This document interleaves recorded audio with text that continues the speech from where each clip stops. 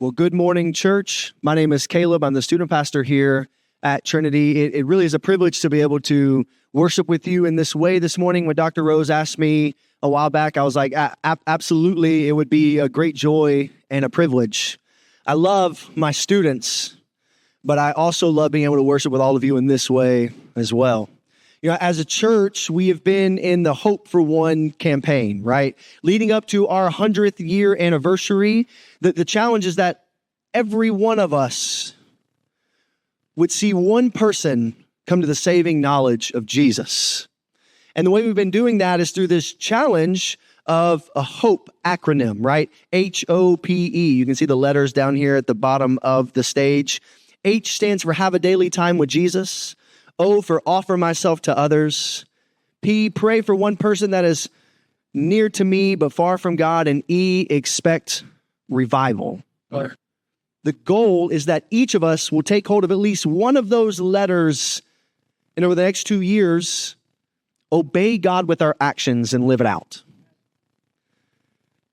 This is why Dr. Rose has been taking us through this series called Long Obedience, where he's been working through the Psalms and the songs of ascent.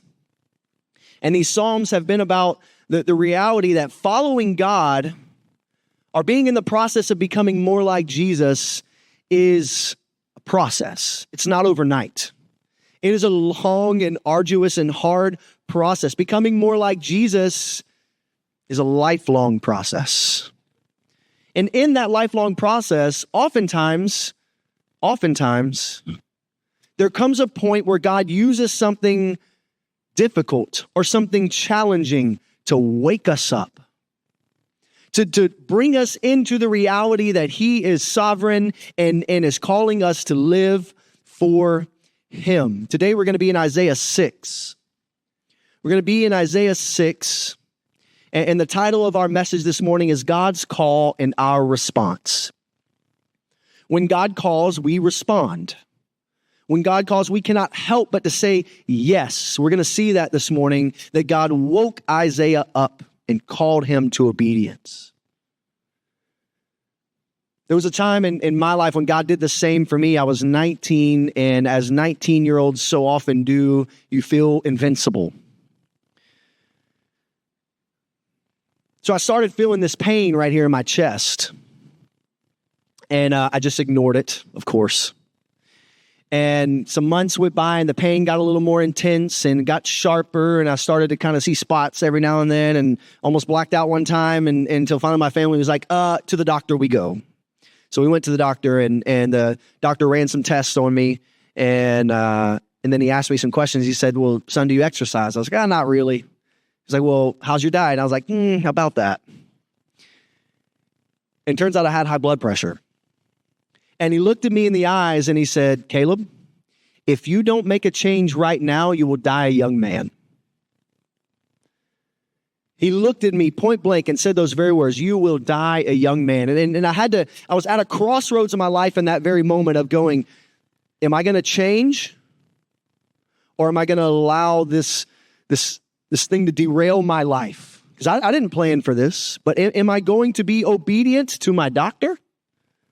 Or am I going to just keep living the way I want to live, an unhealthy way? What this did is it shook me into reality. And I realized I had to make a change. And I was realizing the hard truth about my health, that what I was doing was not okay. And I'm sure if you can think back on your life in the past, or maybe it's something right now, or buckle up maybe soon, that God is going to bring you to a crossroads in your life where you have to ask yourself the question, what next? Will I stay stuck where I am, or will I be obedient? Will I stay stuck in my selfishness and my disobedience to God, or will I say, yes, God, I'm going to obey you with my time and my energy. Yes, God, I'm going to obey you by expecting revival or by reaching out to the lost. Yes, God, I'm going to obey you by saying yes to ministry. Yes, God, I'm going to obey you to being obedient and going on mission. Yes, God, I'm going to obey you to sharing the hope of Jesus. All of us in here at one point in time or another, we either have or we will be at a crossroads where we have to say, me or God, which one is it? But the problem is when we get there, what is going to help us to actually change? What is going to actually motivate us to say, okay, God, I'm all in? Like, what does it take for us to live for God? We're going to see today God's call and our response. But what we're going to see is that it's not just enough to acknowledge who God is, but we need to let that knowledge change how we live. Oftentimes in church, we have great confessional theology, but not good functional theology. As in, we sing songs like we just sang, God, you are worthy of my praise. My heart is prone to wonder. With the angels cry holy, but we don't always live it out. We sing about the goodness of God, but we don't live like he's good and faithful and true. And what we're going to see here is that what happens to Isaiah is he encounters God and it changed the way that he lived. So our main point of today's message is this: a right view of God ends with a right response. What really changes our hearts to obedience is when we encounter God as he really and truly is. A right view of God always ends with a right response. Or another way to put it is that whenever our vertical relationship is in line with God, then our horizontal relationships follow. If your life is crumbling all around you, then it's likely that this relationship between you and the Lord is not really strong to begin with. When we have a right view of God, it ends with the right response. We're going to see this in Isaiah 6, 1 through 8. Let's read the passage together. Then we'll go back and we'll work through it verse by verse. In the year that King Uzziah died, I saw the Lord seated on a high and lofty throne, and the hem of his robe filled the temple. The seraphim were standing above him.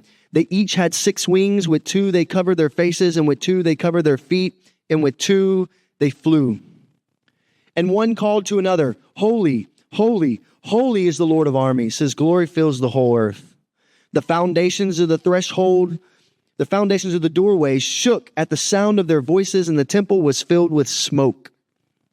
And then I said, Woe is me, for I am ruined, because I am a man of unclean lips, and I live among a people of unclean lips. Because my eyes have seen the King, the Lord of armies. Then one of the seraphim flew to me, and in his hand was a glowing coal that he had taken from the altar with tongs. He touched my mouth with it and said, Now that this has touched your lips, your iniquity is removed and your sin is atoned for. Then I heard the voice of the Lord asking, Who will I send? Who will go for us? And I said, Here I am, send me. Isaiah starts out in a vulnerable situation. Where we first encounter Isaiah here in the passage, Isaiah is in a very vulnerable situation. He says, in the year that King Uzziah died. When I'm teaching with the students, I often say there's 3 rules to reading the Bible. Context, and you might have guessed the third one, context. Context, context, context. When you understand the context of how it was written and how it was meant to be understood, then it helps to illuminate what it's really saying. Isaiah is giving us the context here. He's saying in the year that King Uzziah died, this is the king over Judah. Uzziah had been king for 52 long, prosperous, and blessed years. Isaiah is the prophet of God, so he speaks to the people for God, and his partner in the Lord is dead. The long-reigning king, who they were likely close friends, is dead. Isaiah is saying, hey, remember that time? What I'm about to tell you happened in a time where you remember that? The king died. It's like saying, remember 2020? I don't have to say anymore. You all know. Yeah, we do.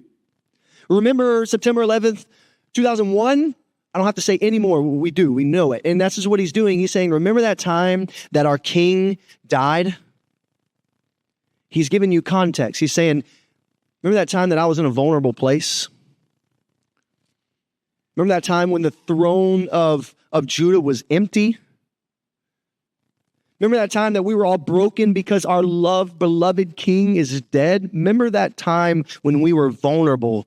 And just as God so often does, he comes and speaks to us when we are in a vulnerable place.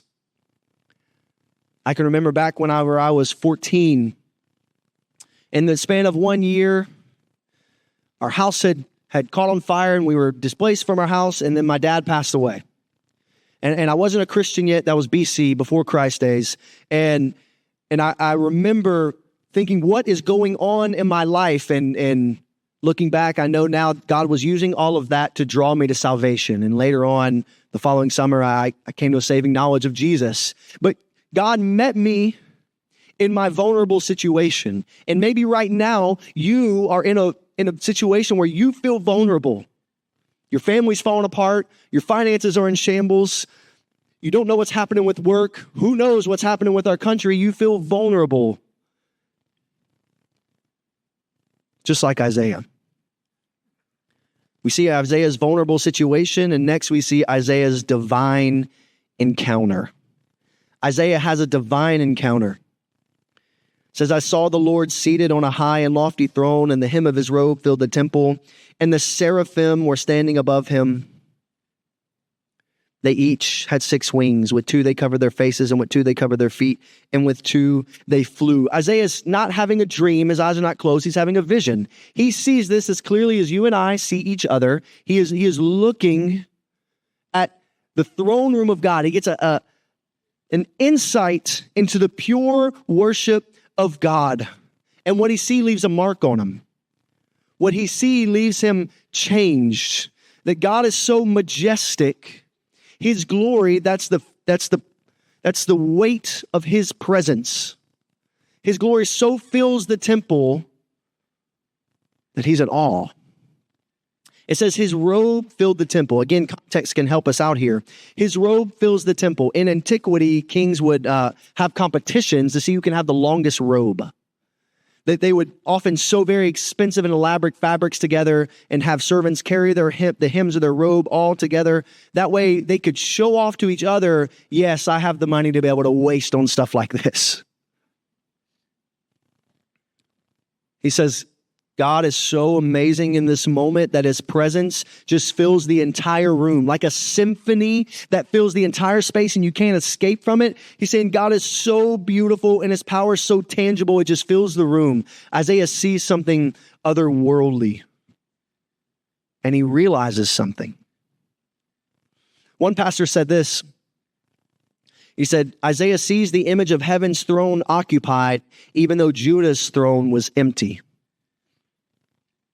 God allows him to see into heaven and see that God is still reigning on his throne. Isaiah's world is crumbling around him, but guess what? God is still faithful and God is still sovereign. And some of you in here need to hear that this morning, that although your world feels like it's crumbling around you, God is still enthroned. He is still on the throne. Isaiah has a divine encounter that changes him. He gets a sneak peek behind the scenes into the throne room, into the pure worship of God. And this is what he sees. He sees the seraphim worshiping God. Seraphim, that word literally means the burning ones. Now, we don't know if they were physically on fire, which would track because they're standing in the raw presence of God. Or maybe the burning just means that they are on fire for passion with God. But either way, these angels were there for one purpose, to worship God. These angels who, it dawned on me as I was reading this, they didn't even take notice of Isaiah. They didn't even care. They were just focused on one thing. Their whole purpose was to worship God and God alone. The angels were just there. They were present to worship God. And it says, with 2 wings, they were flying, right? Ready to do God's will. 2 wings flying. With 2 wings, they were covering their eyes. They could not stand to look at the raw nature and glory and weight of God. They couldn't stand to look at it. My daughter, Ada, is 3, going on 20. And the other day I walk out in the backyard and she is trying to look at the sun and doing this, hiding her eyes. And I said, what are you doing, silly? And she's, I'm trying to look at the sun, but it hurts. I was like, well, stop. You're going to go blind. Stop that. Like, she realized that it was this thing that shines above here that gives her life. She's like, I want to see it. I just want to look at it. But she just realized she couldn't. It wasn't possible. That's what these angels are looking at here. It's like they're looking at 10,000 blazing suns. They just had to hide their eyes. They knew that they were not worthy to look at God. And with two wings, they were covering their feet because they knew, just like Moses before the burning bush, their feet were dirty and wretched things before a pure and perfect and holy God. You see, Isaiah got a tour of the throne room, and it left him changed. As he sees the angels worshiping God, it leaves him changed because the angels can't help but to respond to something different, to something so unique, to something so great and grander, full of grandeur. When we encounter something that is otherworldly, it leaves us changed. My sister's boyfriend is in aeronautical engineering. And I was talking with him, and he was telling me how he's worked at NASA for the past couple of years, but he's worked giving a tour. And I was asking him, like, so when were you interested? Were you interested in these types of things and going into aeronautical engineering? And he's like, not really. It sounds cool, but it was a pipe dream. But once he experienced everything behind the scenes and got to see all of the things that we don't necessarily get to see, and you see how amazing it is and how otherworldly it is, he was like, all right, now I want to do that with my career. You see, for us, when we encounter God, it leaves us changed. And this is what Isaiah is experiencing here. He's saying it leaves us changed. Isaiah saw into the throne room of God and he responded. But let's keep looking and see exactly what he heard. It says, and the angels called to one another, holy, holy, holy is the Lord of armies. His glory fills the earth. The angels were calling back and forth to each other like a canon of music. Holy, holy, holy, holy. They were calling back and forth to each other. They encountered God and they couldn't respond with anything else but worship. When we have a right view of God, we have a right response. And the response is worship. You see, when you are close to God, when you are in his presence, when you spend time with him daily, it changes you. There was no option to be lukewarm in heaven. There was no lukewarm worship. And I would challenge you, if you find yourself, if you would say, you know what, I've got a lukewarm faith right now, then that means that you have not been encountering God every day. There is no lukewarm worship of God. There is no lukewarm living for God. If you are not on fire for God, then you are not trying and pressing into his presence and saying, God, here I am. Isaiah encountered God and it's changing him.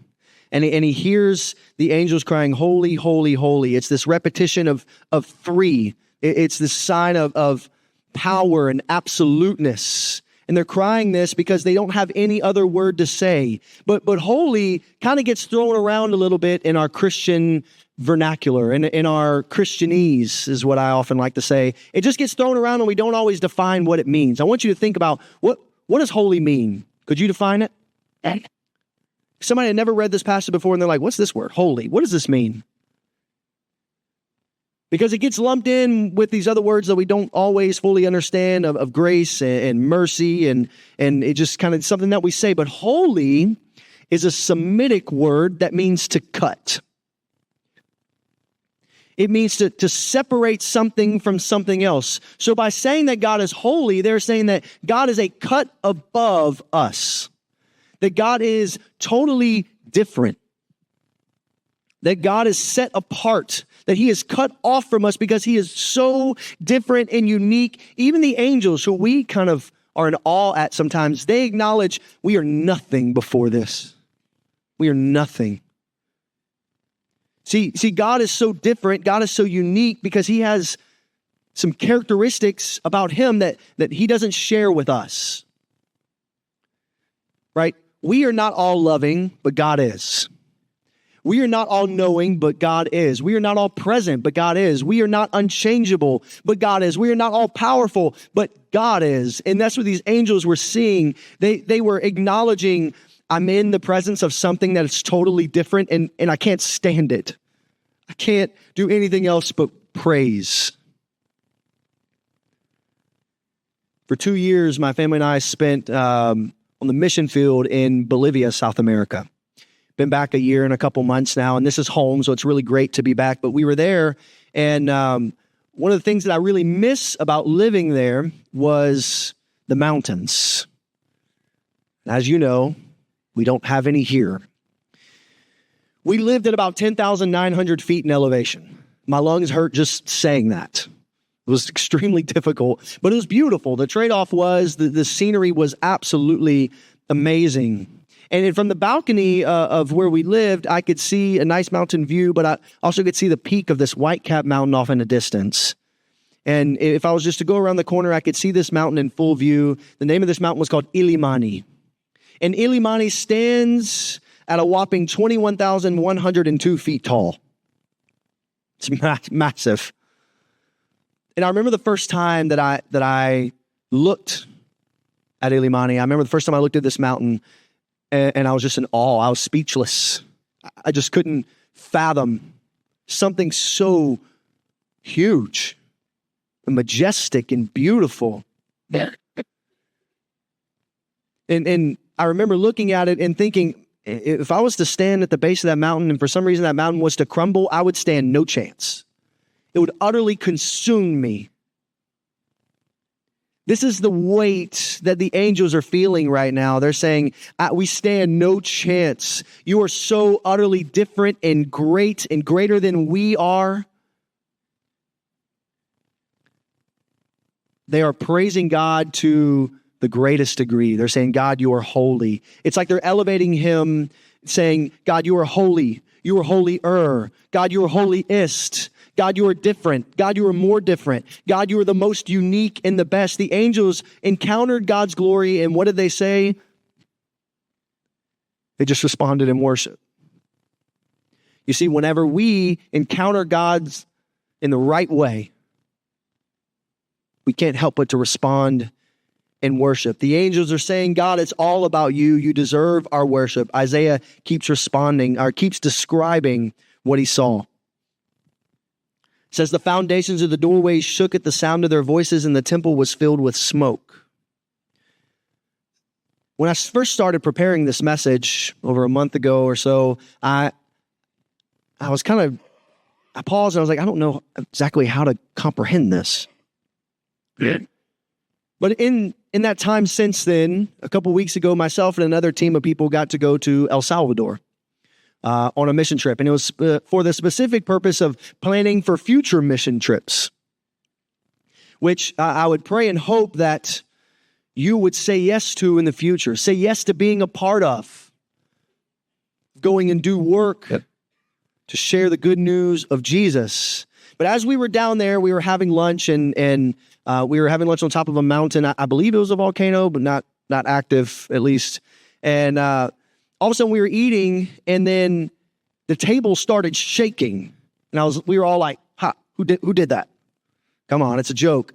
And then the pastor looked at us and goes, no, nobody did that. Now, that was just an earthquake.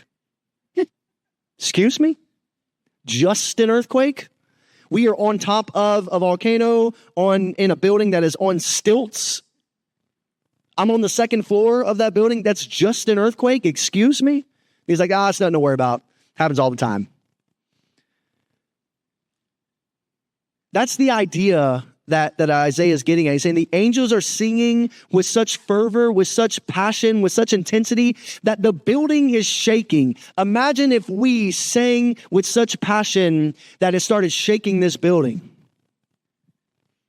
This is the idea.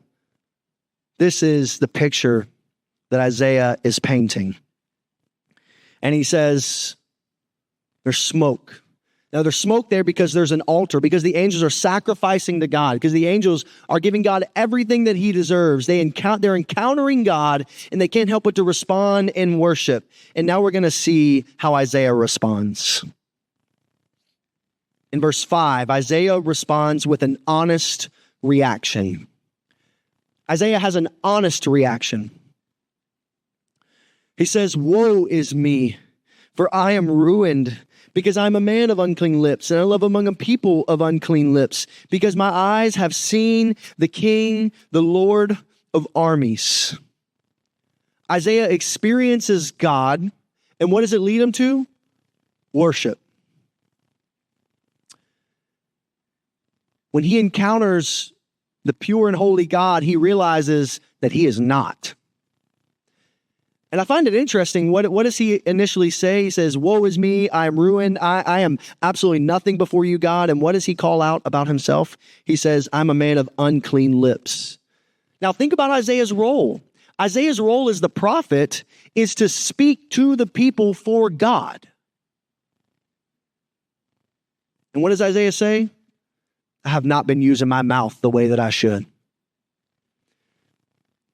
We can maybe imagine that not only has he not been speaking for God the way he should, but I bet he was probably even doubting God. Remember, this is the year that the king died. The earth's throne is unoccupied. And he realizes, he says, "Woe is me, God. I'm not worthy. I'm not worthy in the way that you have called me, and all these people that are here with me, they're not worthy either. We are nothing before you." He has an honest reaction.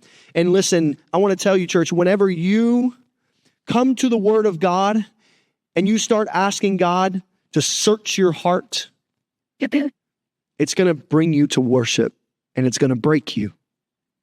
It's going to break you in ways that leave you ruined. But God doesn't leave us there. He doesn't leave us there. I want to ask you, when in your weekly worship times, does it leave you changed? Are you so focused on God's word in the worship that it leaves you changed? And in your daily devotional times, because without a daily devotional time, you will not grow in the way that God has called you to. In your daily devotional times, does it leave you changed because you've encountered God through his word? In your conversations with fellow believers, are they pointing to the gospel, or are they pointing to gossip?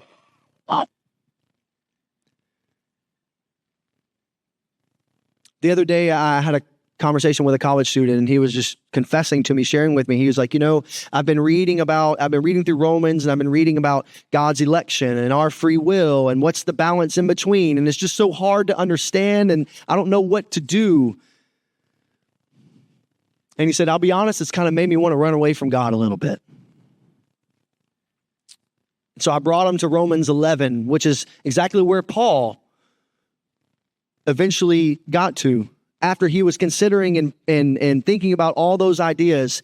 And what does it say? Did Paul run away because he experienced God's otherness? Did he run away because God is not able to be understood fully? Did he run away? No, Paul said, how high are your thoughts above my thoughts, God?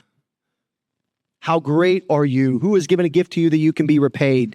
Paul, when thinking about the greatness of God, didn't let it make him run away, but it led him to worship. And he realized, I can't understand you, God, even if I try. I can't fully wrap my mind around you. Isaiah, he experiences God, and he just couldn't help but respond with, I'm broken, I'm sinful, I'm limited. God, I need you. Every single one of us in here, none of us are worthy to make a claim to Jesus' righteousness. None of us are worthy to have Jesus' righteousness given to us before God. None of us are worthy of that. None of us are worthy, as Romans 8 tells us, to be heirs of heaven and co-heirs with Christ. But here we are. Here we are, and that should drive us to the reality of, God, I am nothing before you. My lips are unclean. Because Isaiah saw how pure God was, he realized he was impure. Because Isaiah saw how authentic and true God was, he realized that he was inauthentic.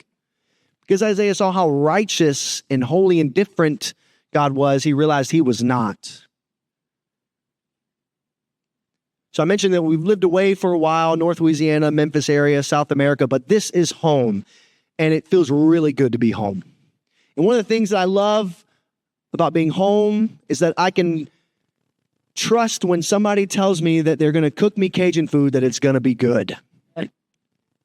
Because there were times, I'll be honest with you, there were times when people would say, ooh, let us cook some Cajun food for you. And I was like, I'm good, thanks.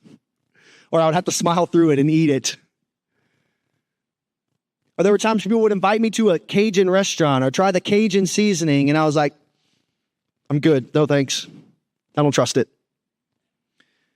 Because I knew what genuine, authentic, delicious gumbo tasted like, I didn't want whatever soup they were trying to feed me. Because I had known what the real stuff was, I was over the fake. And the same is true with Isaiah's encounter. He's saying, you know what, God, I see perfection and I realize I'm not perfect. I'm nothing before you.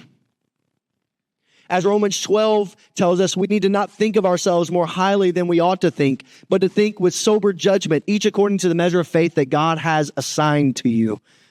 We should not think of ourselves more highly than we ought to think. And we are able to see ourselves properly when we stand before God. The reality is none of us match up to God. And now we see that Isaiah had a right perspective. We see that God cleanses him. Next, we see Isaiah's thorough cleansing in verse 6. Isaiah has a thorough cleansing. It says this, then one of the seraphim flew to me, and in his hand was a glowing coal, and he had taken from the altar with tongs. He touched my mouth with it and said, now that this has touched your lips, your iniquity is removed. When we correctly realize who we are before God, we are ready for God to change our hearts and move us to obedience. When we realize that we are nothing before God, then we're ready for God to change our hearts. As it says in Acts, right? To be saved, you must confess your sins and believe that Jesus was raised from the dead. In order to be saved, we need to have a right perspective on who we are before a holy and perfect God. He is a cut above and we are not. He is different than us and we are limited and finite. He says here, one of the seraphim flew to him and touched his lips with a glowing coal. What's happening here? Well, the context is that it's the image of what's happening similarly from the temple in Leviticus. What they would do is they would have the altar where they would place the animal sacrifice and they would kill it and the blood would run down, hit the coals and burn up.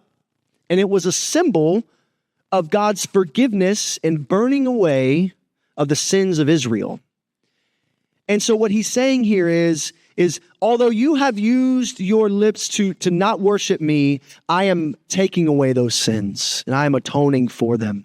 And they no longer hold against you. One commentary says this, God declares the remedy for Isaiah's sin to be sufficient and effective. Now Isaiah is qualified to proclaim the gospel of the world, which is the overruling grace of God. Isaiah had a thorough cleansing. And my friends, whenever we encounter the natural holiness of God, while he deserves for us to drop to our knee and grovel, while he deserves for us to run away because we're not worthy to be in his presence, God doesn't want that. God wants to give us forgiveness and then us to respond in obedience. He acknowledged that Isaiah said, I'm not worthy. And where did God meet him? He met him in his sinfulness and he changed his life. Some of you in here this morning are holding on to a sin saying, I don't want to give this up to follow God. And God says, I want to meet you where you are. And I want to show you just how worth it is. Notice the formula here. Isaiah encounters God. He has a right view of himself. He confesses to God and God forgives him. And then in response, we see in verse 8, our final point, Isaiah has a natural response. Isaiah's natural second nature response is worship. Verse 8, then I heard the voice of the Lord saying, who will I send? Who will go for us? And I said, here I am, send me. The angels responded with worship, holy, holy, holy, as we sang about just a few minutes ago. Holy, holy, holy. So Isaiah is responding in worship as well. I heard a pastor talking about how he had a 6-hour worship service. Get that. 6-hour worship service. And the whole time, all